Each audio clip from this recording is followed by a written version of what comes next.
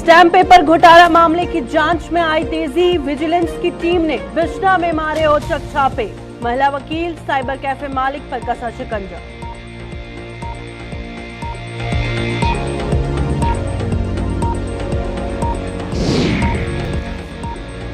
बिजली विभाग के मुलाजिम और इंजीनियर हड़ताल पर। विभाग में खाली पड़े पदों को न भरने पर भारी रोष। अन्य मांगे पूरा न होने पर भी सरकार से हो रही खफा।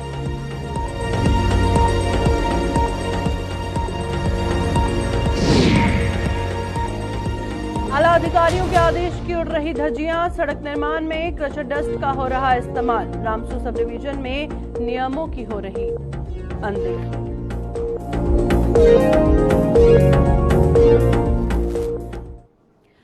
नमस्कार, जम्मू कश्मीर का ये बुलेटिन देख रहे हैं आप और मैं हूं प्रियंका गुप्ता आपके साथ। बुलेटिन की शुरुआत एक अहम खबर के साथ कर लेते हैं। एक बड़े घोटाले की खबर जिस तरह से सामने आई है, आपको बता दें कि जो स्टैम्प पेपर घोटाला मामला है उसमें विजिलेंस की टीम ने आज बिश्ना में छापेमारी की है और इस मामले में एक साइबर कैफे का मालिक और मुंसिफ कोर्ट बिश्ना की एक महिला वकील विजिलेंस की रडार पर है। जम्मू से आज सुबह ही विजिलेंस की टीम बिश्ना पहुंची और साइबर कैफे के मालिक दीपक जमवाल व मुंसिफ कोर्ट की वकील शशि बाला के गांव चक हसला स्थित आवास पर एक साथ दबिश दी गई। इसी दौरान इन दोनों के आवासों को सीआईएसएफ ने अपने घेरे में ले लिया और ना ही किसी को बाहर और ना ही भीतर जाने की इजाजत दी गई।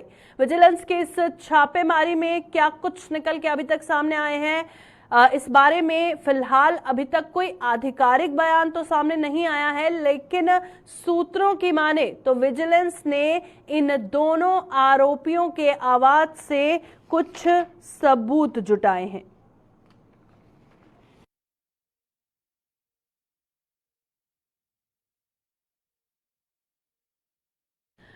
चलिए बढ़ते हैं आगे, बात करेंगे जम्मू में जिस तरह से बिजली विभाग के मुलाजिम और इंजीनियर आज भी हड़ताल पर हैं और विभाग में खाली पड़े पदों को भरे जाने सहित अन्य मांगों को लेकर ये लोग 24 घंटों की हड़ताल कर रहे हैं। जम्मू के ग्लैडनी ग्रिड स्टेशन में धरना प्रदर्शन कर रहे हैं और इस खबर पर जानकारी लेंगे फिलहाल क्या कुछ मांगे हैं इनकी, क्योंकि जम्मू के जो बिजली विभाग के मुलाजिम हैं और तमाम इंजीनियर हैं वो आज हड़ताल पर बैठे हैं, जिसकी तस्वीरें इस वक्त आप अपनी स्क्रीन पर देख रहे हैं। अब मामला ये है कि जो डिपार्टमेंट है उसमें जो खाली पड़े पद हैं उसे भरे जाने सहित अन्य मांगों को लेकर 24 घंटे की हड़ताल पर बिजली विभाग के मुलाजिम साथ ही साथ तमाम इंजीनियर बैठे हुए हैं। जम्मू के ग्लैडनी ग्रिड स्टेशन है जहां पर इनका धरना प्रदर्शन जारी है। तस्वीरों में आप साफ तौर पर देख सकते हैं कि कितनी तादाद में जो एम्प्लॉयज हैं इस बिजली विभाग के या फिर जो इंजीनियर्स हैं वो तमाम जो हैं आज हड़ताल पर हैं, धरना प्रदर्शन कर रहे हैं। और एक तो इनकी ये मांगे हैं जो खाली पद पड़े हुए हैं डिपार्टमेंट में उसे पूरी करने भरे जाने को लेकर, और क्या कुछ मांगे हैं थोड़ी देर में हमारी संवाददाता जम्मू से शिल्पा शर्मा हमारे साथ ज्वाइन करेंगी। चलिए रुक करते हैं, हमारे साथ जिस तरह से हमारी जम्मू से संवाददाता शिल्पा शर्मा ज्वाइन कर चुकी हैं। शिल्पा बताइएगा, जम्मू में जिस तरह से ये जो प्रोटेस्ट चल रहा है क्या कुछ मांगे हैं, तमाम जो बिजली विभाग के एम्प्लॉयज हैं और इंजीनियर हैं क्या कह रहे हैं? एक तो वैकेंसीज फिल करने की बात कर रहे हैं और क्या कुछ मांगे हैं? देखिए, पावर एम्प्लॉयज एंड इंजीनियर जो है वो आज 24 घंटे की स्ट्राइक पर बैठे हैं और उनका साफ तौर पर ये कहना है। इससे पहले की बात करें तो काफी समय पहले एक प्रेस वार्ता की गई थी। इस प्रेस वार्ता के दौरान ये साफ तौर पर कहा गया था कि अगर 9 सितंबर से पहले इनकी मांगे जो है वो पूरी नहीं की जाती है तो 9 सितंबर को ये 24 घंटे की स्ट्राइक पर बैठेंगे, जहां पर जम्मू की आम जनता को इसका खामियाजा जो है वो भुगतना पड़ सकता है, क्योंकि कई जगहों पर जो है अगर कुछ खराबी जो है वो देखने को मिल सकती है तो उस समय वो वहां पर मौजूद नहीं हो सकते हैं। आपको बता दें कि जिस तरीके से इनका ये साफ तौर पर कहना है कि ऐसी कई सारी वैकेंसीज है, लगभग मैं आपको बताती चलूं कि 750 के करीब जो है वो इंजीनियर कैडरे जो है वो खाली पड़ा हो, यानी कि वैकेंसी जो है वो वेकेंट पड़ी हुई है, अभी तक उसे फुलफिल नहीं किया गया है। 4000 के करीब जो है वो टेक्निकल कैडरे जो है वो पोस्ट खाली पड़ी हुई, अभी तक उन्हें फुलफिल नहीं किया गया है। क्लरिकल कैडरे है जो कि 500 के करीब पोस्टें हैं, इन्हें अभी तक फुलफिल नहीं किया गया है। 2021 को एक आश्वासन दिया गया था जब इन्होंने स्ट्राइक की थी, जब हड़ताल पर ये बैठे थे तो तब इन्हें पास आश्वासन दिया गया था और उस आश्वासन में साफ तौर पर कहा गया था कि जो भी इनकी मांगे हैं वो पूरी की जाएगी। लेकिन अब लगभग 2 साल होने को आ रहा है, अभी तक ये मांगे जो है वो पूरी नहीं की गई है, जहां पर इनका साफ तौर पर कहना है कि अगर आज कोई नतीजा जो है वो सामने नहीं आता है तो आने वाले समय में यानी कि 15 दिन के बाद ये 48 घंटे की स्ट्राइक पर बैठेंगे। मैं आपको बताती चलूं कि समर्थन जो है वो डिप्लोमा इंजीनियर एसोसिएशन की तरफ से मिला है, प्रोविजनल पावर एम्प्लॉइज यूनियन की तरफ से मिला है, लाइनमैन एंड वर्कर यूनियन की तरफ से मिला है, टेक्निकल एम्प्लॉय फेडरेशन, इन सब की तरफ से जो है वो आज समर्थन दिया गया है। और अगर हम एम्प्लॉइज की बात करें यानी कि जो डेली वेजर्स है उनकी भी ये मांग है कि उन्हें जो है वो पक्का किया जाए, लेकिन अभी तक कोई भी ऐसा नतीजा जो है वो सामने नहीं आ रहा है और आज 24 घंटे की स्ट्राइक जो है वो इनकी तरफ से देखने को मिल रही है। चलिए, बहुत बहुत शुक्रिया हमारे ज्वाइन करने के लिए। शिल्पा शर्मा जम्मू से हमारी संवाददाता इस वक्त ज्वाइन की हुई थी और इसका जिस तरह से कहना है कि अगर इनकी मांगे पूरी नहीं हुई तो 24 घंटे से बढ़कर 48 घंटे इनकी स्ट्राइक हो सकती है और जो जॉब वैकेंसीज हैं उसे फिल करने की जो बात कही जा रही है और बाकी मांगों को लेकर इनका धरना प्रदर्शन आज जारी है।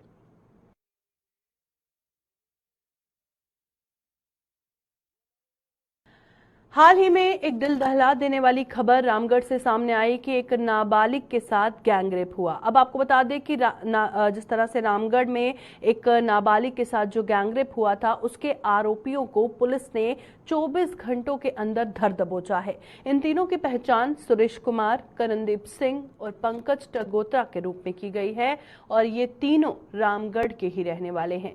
इन तीनों के खिलाफ पॉक्सो एक्ट के तहत मुकदमा दर्ज कर आगे की कार्रवाई शुरू कर दी गई है और इस खबर पर अपडेट लेंगे हमारे संवाददाता से। फिलहाल आपको बता दें, पुलिस को एक बड़ी कामयाबी मिली है। एक नाबालिग के साथ गैंगरेप जिस तरह से की खबर सामने आई थी उस हवाले से एक बड़ा अपडेट सामने आ रहा है। ऋषि खजूरिया हमारे संवाददाता इस वक्त हमारे साथ लाइन पर ज्वाइन कर चुके हैं। ऋषि, बताइएगा और क्या कुछ अपडेट है इस खबर पर?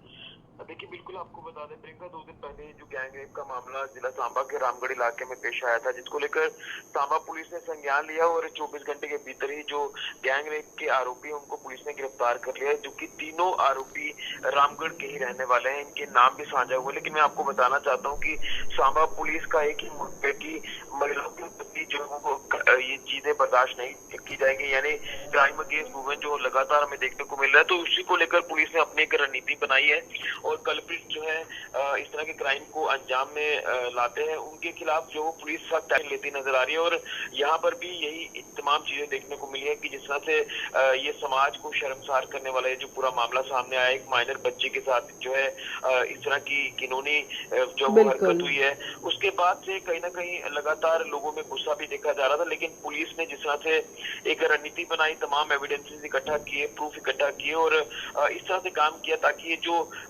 ये शरारती तत्व हैं ये बच ना पाए और इनको पुलिस ने जो 24 घंटे के भीतर ही ट्रैप कर लिया। इसमें 3 नाम जो सामने आए, जिसमें एक सुरेश कुमार है जो कि ये तहसील रामगढ़ डिस्ट्रिक्ट सांबा का रहने वाला है, करणदीप सिंह है ये भी बताया जा रहा है कि रामगढ़ तहसील का रहने वाला, और एक पंकज टगोत्रा है ये भी रामगढ़ का रहने वाला है। तो ये जो पूरा मामला रामगढ़ का सामने आया, तो अब मुझे लगता है कि सांबा पुलिस जो इन्वेस्टिगेशन कर रही है इन तमाम आरोपियों को अपनी कस्टडी में रखा हुआ है। और इसमें मैं आपको ये भी बताता चलूं कि इसमें अंडर सेक्शन 457, 363, 376 डी आईपीसी और 3/4 पॉक्सो एक्ट के तहत जो है ये पुलिस ने मामला दर्ज किया था रामगढ़ पुलिस स्टेशन में।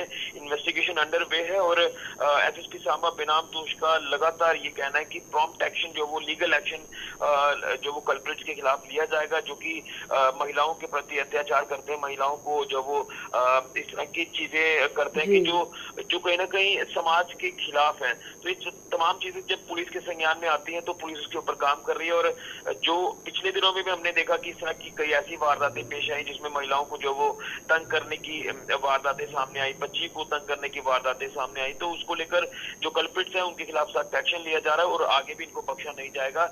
इसी तरह की रणनीति अपनाकर पुलिस काम कर रही है। लेकिन ये एक बहुत ही शर्मनाक वाकया पेश आया है।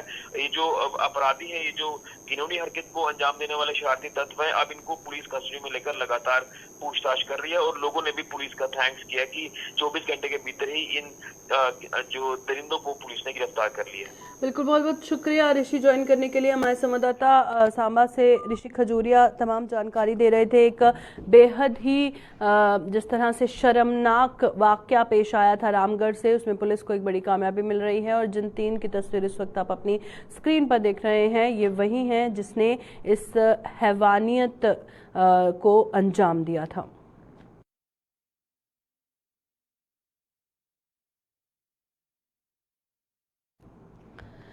अधिकारियों के आदेश के बावजूद रामबन जिले में की रामसू सब डिवीजन में जो पीएमजीएसवाई के तहत सड़कों के निर्माण में क्रशर डस्ट का धड़ल्ले से उपयोग किया जा रहा है।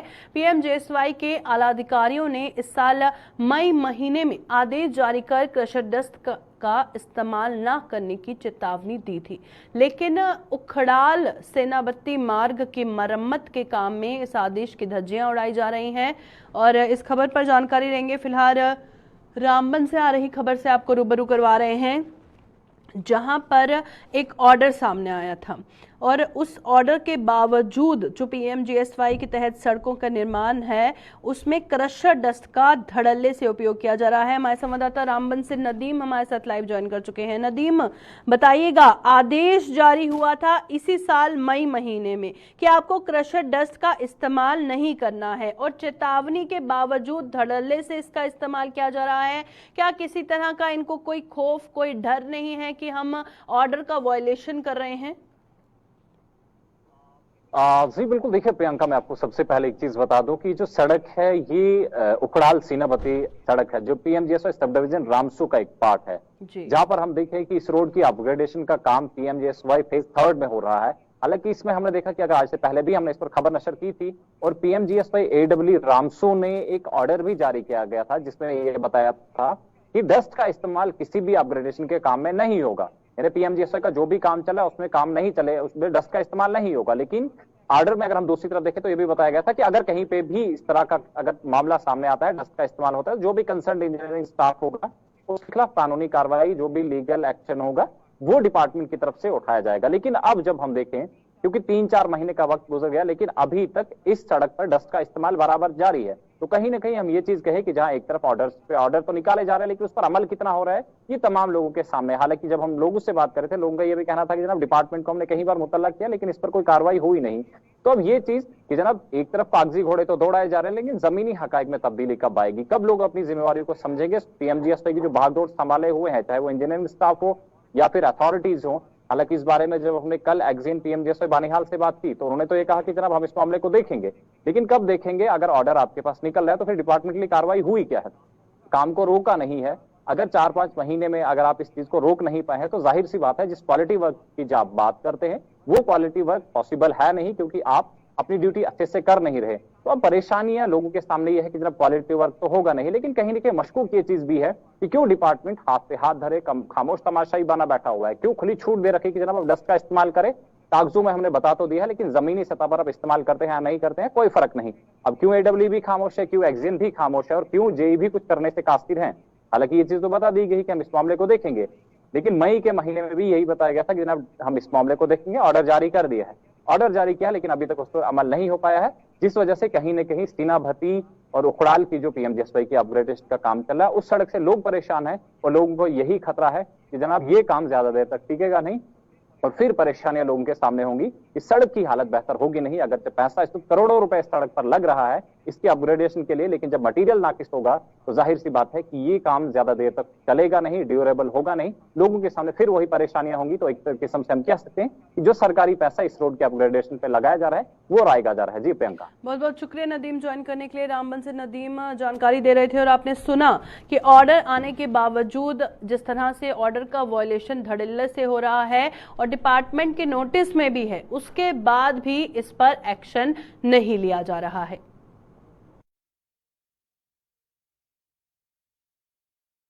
हमारे देश में सड़कों का जाल बिछाया जा रहा है और इसमें भी कोई शक नहीं है कि प्रधानमंत्री ग्राम सड़क योजना से देश के दूर दराज के ग्रामीण हलकों की तकदीर बदल कर रख दी है। बात करें अगर जम्मू कश्मीर की, तो यहां पर फिलहाल कई ग्रामीण हलके सड़क जैसी बुनियादी सुविधा को तरस रहे हैं और सुरनकोट के मिर्जा मोड़ से लेकर बफलियाज तक जाने वाली सड़क का निर्माण दशकों पहले हुआ था, जो पिछले 10 सालों से किस हालत में है ये आप इन तस्वीरों में साफ तौर पर देख सकते हैं। कई सरकारें आई, कहीं गई, किसी ने भी इसकी सुध नहीं ली और आज आलम यह है कि इस पर सफर करना मौत को दावत देना साबित हो रहा है। आखिर क्यों इस सड़क की तकदीर नहीं बदल पाई, इस पर जानकारी लेंगे हमारे संवाददाता से। पर फिलहाल आप तस्वीरों में देख रहे हैं कि जो सड़क की हालत है, ना इंसान पैदल जा सकता है, ना 2 व्हीलर पे जा सकता है, ना 4 व्हीलर पे, और हैवी मोटर व्हीकल का क्या हाल है वो भी आप देख रहे हैं। अब देखिए, जहां पर हम बात करते हैं विकास की या डिजिटलाइजेशन की, वहां पर सड़क, पानी, बिजली जैसी सुविधाएं मिलना लोगों का हक है। अगर इस हक से ये महरूम है तो विकास किस बात का। सुरनकोट से ये तस्वीरें साफ तौर पर आप तस्वीरों में देख पा रहे हैं कि किस तरह से लोग एक बेसिक फैसिलिटी, जो बुनियादी सुविधा है, उससे महरूम है। और अगर इस पर कई सरकारें आई और कहीं गई, किसी ने भी इसकी सुध नहीं ली। और आज आलम यह है कि अगर आप इस सड़क से सफर करेंगे, हो सकता है किसी भी हादसे को ये दावत दे और मौत का कारण बन जाए। पर इतना डेंजरस, इतना रिस्की है, उसके बावजूद भी इस पर कोई भी ध्यान नहीं दिया जा रहा है। फिलहाल कई ऐसे ग्रामीण हलके हैं जहां पर सड़क जैसी बुनियादी सुविधा नहीं है। दूर दराज के कई इलाके हैं और ज़रूरत है कि देखने की कौन कौन से ऐसे इलाके हैं जहां पर वहां पे रहने वाली आवाम सड़क जैसी बुनियादी सुविधा से महरूम है और परेशानियों का सामना कर रही है। और जहां पर हम डेवलपमेंट की बात करते हैं, डेवलपमेंट की एक मिसाल आप देख सकते हैं इन तस्वीरों में, जहां पर लोगों को सड़क तक नहीं है और आने जाने में कितनी परेशानी हो रही है वो साफ तौर पर आप देख सकते हैं। चाहे हम किसी बस की बात करें, बस पे भी अगर कोई सफ़र कर रहा है या कोई लाइट मोटर व्हीकल पे कर रहा है या 2 व्हीलर में कर रहा है या पैदल भी जा रहा है या फिर ट्रक ड्राइवर जो हैं, हर किसी को इधर से गुजरने पे जो है परेशानी साबित हो रही है।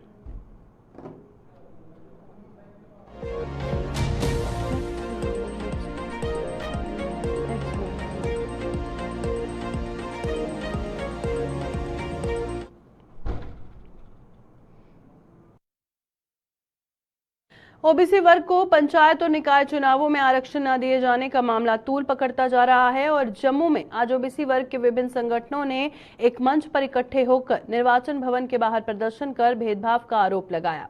इन वर्गों ने आरोप लगाया कि सरकार उनके साथ भेदभाव कर रही है और यही वजह है कि 42% आबादी होने के बावजूद ओबीसी वर्ग को उसका हक नहीं मिल पा रहा। थोड़े दिन पहले निर्वाचन आयोग ने एक लेटर निकाला है जिसमें ओबीसी रिजर्वेशन का कॉलम तक नहीं है और एससी और एसटी को रिजर्वेशन है, लेकिन ओबीसी के साथ दोबारा फिर धोखा हुआ है।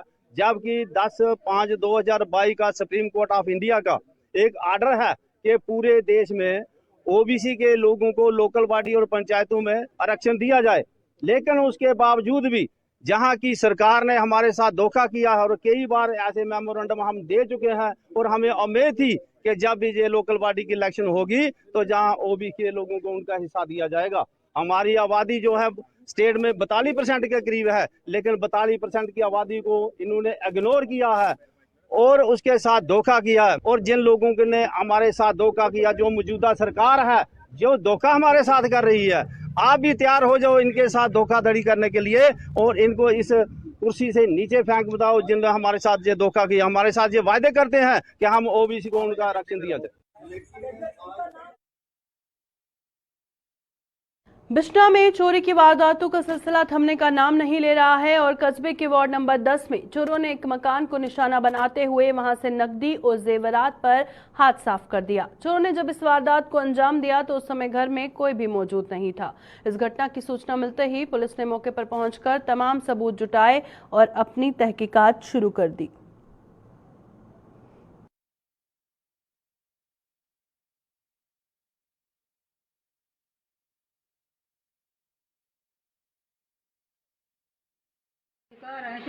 ਤੇ ਜਿੱਥੇ ਕਿ ਅਲਮਾਰੀ ਵੀ ਖੁੱਲੀ ਸੀ ਤੇ 15000 ਰੁਪਇਆ ਲੈ ਗਏ, ਛਾਪ ਲੈ ਗਏ ਤੇ ਸਿਲੰਡਰ ਲੈ ਗਏ ਤੇ ਕੱਪੜੇ ਹੋ ਗਏ ਜਾਂ ਬਾਹਰ ਛੱਡ ਕੇ ਕੱਪੜੇ ਨਹੀਂ ਲੈ ਗਏ।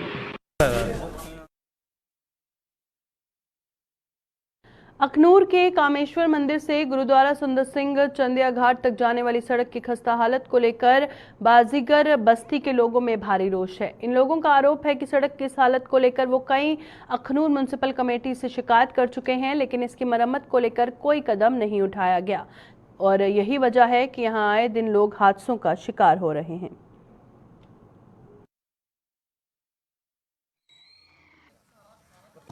कि साढ़े इधर एक पिछे फैक्ट्री है जोदा पानी सारा नाला साढ़े इतने दिखता शिशु समाधि स्थान उसी पूरा भी नहीं किया है।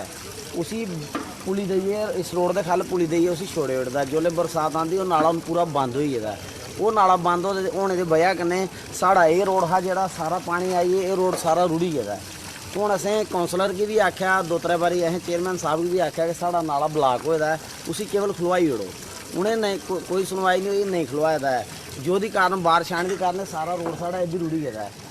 इस रोड की भी साड़ी लोक आई दी है आखा दिन पौने आस्ते कोई 3-4 महीने पहले चेयरमैन साहब कन्नै साड़ी गल हुई। मैं चेयरमैन साहब को मिलिया हा तो चेयरमैन साहब आखा दे महीने च हो जाना है, पर उसके बाद 3-4 महीने हुई है ना ये रोड कंप्लीट नहीं हो रहा है। ये पुली बनाई दी है असें बड़ी परेशानी है।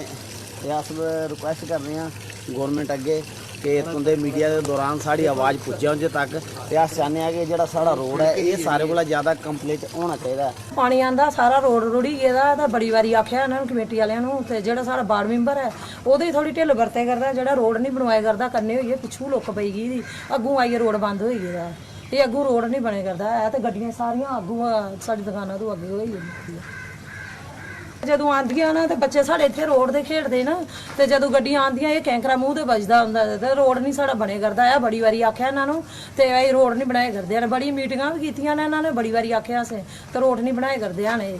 ਤਾਂ ਹੁੰਦਾ ਹੁਣ ਅੱਜ ਨਾਲਾ ਬਣੀ ਗਿਆ ਅਸੀਂ ਬੜੀ ਵਾਰੀ ਐਪਲੀਕੇਸ਼ਨ ਦਿੱਤੀ ਦੀਆਂ ਕਿ ਸਾਡਾ ਰੋਡ ਜਿਹੜਾ ਬਣਨਾ ਚਾਹੀਦਾ ਰੋਡ ਸਾਡਾ ਅੱਧਾ ਨਹੀਂ ਬਣੇਦਾ ਹੈ। ਅਸੀਂ ਬੜੀ ਐਪਲੀਕੇਸ਼ਨ ਦਿੱਤੀਆਂ ਇਹ ਹੁਣ ਬਿਲਕੁਲ ਖੱਡੇ ਖਾਲੇ ਬਣੀ ਗਏ ਦੇ इतों रोने की समस्या बनी गई साढ़े सिस्टम पूरा खराब हो गया। काफ़ी बार इन्हें आखे दा कि रोड बनाओ बड़ी वाली एप्लीकेशन भेजी जो दिखा दे अस अदों दा जेहड़ा रोड है बिल्कुल ठीक नहीं होया है। प्राचीन काल से लेकर आधुनिक काल तक विश्व पटल पर लोहार समुदाय का विशेष स्थान रहा है।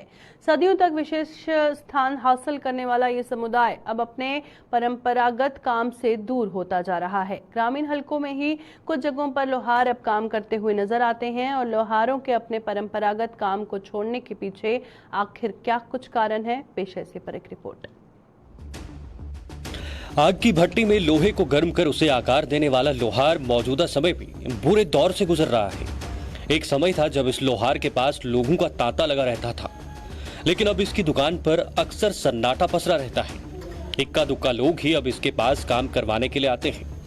घटती जमीन और बढ़ती मशीनों ने सदियों पुराने लोहार के व्यवसाय को खत्म करके रख दिया है। किसानी का काम जो है जोतने वाला वो भी खत्म हो गया, तो हलें कहाँ रहे इधर। अब ट्रैक्टर का जमाना है, नए नए औजार हैं, जरूरत नहीं पड़ती है उसकी। जो पुराना जो टाइम था वो खत्म हो गया। अब कोई जो लोहार है वो काम करता है, जो मजबूर है वो कुछ नहीं कर सकता, तो वो बैठा बेचारा करता है। बाकी जो नई जनरेशन है वो कहाँ करेगी इसको। बाजार में मिल रहे सस्ते मशीनी कृषि उपकरणों के बाजार में मिल रहे सस्ते मशीनी कृषि उपकरणों ने लोहारों के व्यवसाय पर बड़ी चोट की है। इन उपकरणों की भरमार के कारण कोई भी किसान अब लोहार की दुकान का रुख नहीं करता। मशीनीकरण ने विश्व पटल पर विशेष स्थान हासिल करने वाले लोहार को अब बेरोजगार बना दिया है। इलेक्ट्रॉनिक सामान जो है, जो आजकल घास काटने वाली मशीनें आ गई हैं, छोटे छोटे ऐसे औजार हैं जो घास काट सकते हैं, तो दराटी कौन लेगा, हमारी कसी कौन लेगा। जो बाजार में हम हाथ से बनाते हैं वो महंगी होती है, बाजार से सस्ती मिल जाती है, 100, 150, 200 में मिल जाती है, तो 400-500 रुपए वाली कौन लेगा। इसलिए हम तो बेरोजगार हो गए हैं। लोहारों द्वारा बनाए गए औजार और कृषि उपकरण अब किसानों को महंगे पड़ रहे हैं, जिसके कारण किसान अब लोहारों द्वारा बनाए गए उपकरणों के बजाय मशीनी उपकरणों का अधिक उपयोग कर रहे हैं। काम खत्म होने से अब लोहारों का व्यवसाय बुरी तरह से प्रभावित हो रहा है। ये करें कि इनका काम फिर कहाँ कैसे रहेगा। जैसे एक बार दराटी ली जितनी 40-50 की जितनी भी ली, ठीक है, तो एक दफ़ा उसको जूझ गई, फिर जूनियर थ्रो फेंक दी, दूसरी बार उसके वो दंद नहीं निकालेंगे तो वो जो 10-15 रुपये जो लेता होगा अपनी जो अपनी कमाई वगैरह रोजी रोटी, तो वो कहाँ से कमाएगा। तो जो की वगैरह लगा लो या हल लगा लो, कुछ भी लगा लो आप। ਕੰਮ ਕਾਜ ਜਿਹੜੇ ਅੱਜ ਕੱਲ੍ਹ ਉਹ ਘਟੀ ਦੇ ਜ਼ਿਮੀਦਾਰੀ ਹੈ ਕੰਮ ਜਿਹੜੇ ਉਹ ਲੁਹਾਰੇ ਦਾ ਕੰਮ ਘਟੀ ਨੇ। ਅਗਰ ਦਰਾਟੀਆਂ ਬਲੇਟੇ ਨੇ ਆਈਆਂ ਨਵੀਆਂ ਆਈਆਂ ਨੇ, ਪਹਿਲੀਆਂ ਦਰਾਟੀਆਂ ਉਹ ਬਣਾਉਂਦਾ ਕੋਈ ਨਹੀਂ, ਬਣਾਉਣ ਵਾਲੇ ਵੀ ਨਹੀਂ ਰਹੇ, ਘੱਟ ਕੰਮ ਉਹ ਅੱਜ ਕੱਲ੍ਹ ਕੰਮ ਹੁੰਦਾ ਨਹੀਂ ਹੈ। ਕਈਆਂ ਜਿਹੜੀਆਂ ਉਹ ਪਹਿਲੀਆਂ ਹੁੰਦੀਆਂ ਉਹ ਨਹੀਂ ਉਹਨਾਂ ਕਈ ਵੀ ਬਣਾਏ ਬੜੇ ਘੱਟ ਰਹੀ ਹੈ। ਪਹਿਲੇ ਉਹ ਨਵੇਂ ਕੰਮ ਆਈਏ ਨੇ, ਮਸ਼ੀਨੀ ਕੰਮ ਆਈਏ ਨੇ ਅੱਜ ਕੱਲ੍ਹ, ਤੇ ਮਸ਼ੀਨੀ ਕੰਮ 'ਚ ਚਲਾ ਦੋ ਤੇ ਲੋਕ ਘੱਟ ਆਉਂਦੇ ਨੇ। ਉਹ ਦਰਾਟੀ ਜਿਹੜੀ 20 ਰੁਪਏ 25-30 ਲੱਗਦੀ ਹੈ, 2-4 ਮਹੀਨੇ ਛੁੱਟੀ ਹੋਣੀ ਹੁੰਦੀ ਹੈ, ਉਹ ਇੱਕ ਉਹ ਬਣਾਉਂਦਾ ਨਹੀਂ ਹੈ, 200-400 ਦੀ ਕਾਪੀ ਦਰਾਟੀ ਹੈ, 500 ਵੀ है, ये लोग बनाते नहीं है। आज छोड़ो जी, बनाना है। घटते काम के कारण अब नई पीढ़ी परंपरागत लोहार के व्यवसाय को नहीं अपना रही है। जिस तरीके से मशीनें लोहारों पर भारी पड़ती जा रही हैं, इससे तो यही लग रहा है कि आने वाले कुछ वर्षों में ये लोहार और उसका व्यवसाय भी इतिहास के पन्नों में गुम होकर रह जाएगा। मड़ से देसराज के साथ अश्वनी चंदेल की रिपोर्ट।